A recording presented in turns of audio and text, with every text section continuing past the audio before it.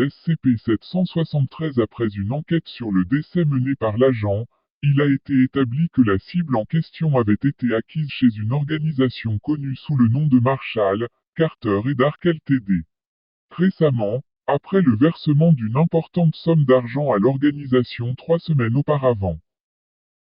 Crédit titre original, SCP-773 Voodoo Dartboard auteur, Dr Magnus traducteur, Dr lecteur date, 19 juillet 2009 images, Wikimedia Commons SCP-773 installé pour les tests objets croisillons, SCP-773 classe, sur procédure de confinement spécial, SCP-773 ne requiert pas de procédure de confinement spécial à ce jour, et doit être conservé dans la réserve sécurisée du site jusqu'à indication contraire.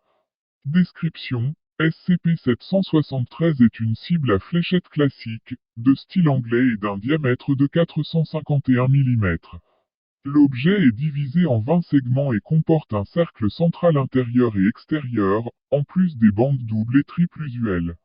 SCP-773 a été récupéré par l'agent chez Monsieur à Gloucester en Angleterre, après qu'un rapport de police anormale ait attiré l'attention de la Fondation.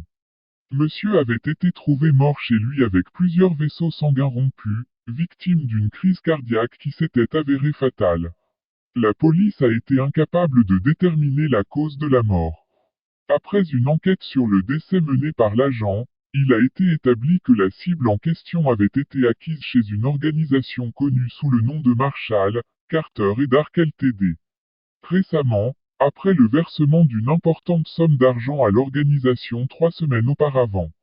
Suite à la récupération de l'objet, une liste d'instructions a été retrouvée derrière une plaque à l'arrière de la cible qui contenait également un jeu de fléchettes à pointe de diamant muni d'un espace pour insérer de petites bandes de papier. Les instructions étaient écrites à la main et signées Monsieur. Selon les instructions, quand une fléchette est lancée sur la cible d'une distance d'au moins 3 mètres et que le nom d'une personne est clairement inscrit sur la fléchette, cette dernière sera blessée, de façon différente selon l'endroit de la cible que la fléchette a touché. Plus le numéro de l'aire de la cible touchée est élevé, plus les blessures seront graves, allant d'une simple entorse au coude à une rupture complète de l'aorte. Les instructions précisent que le nom de la personne doit être clairement inscrit sur la fléchette et que la règle doit être respectée, ou l'effet négatif sera appliqué au lanceur.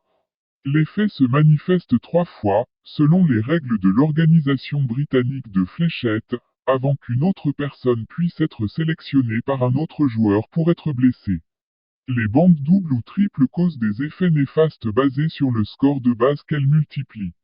Suite à de nombreuses expériences, tous ces effets ont été confirmés par le personnel de la Fondation, en utilisant du personnel de classe D.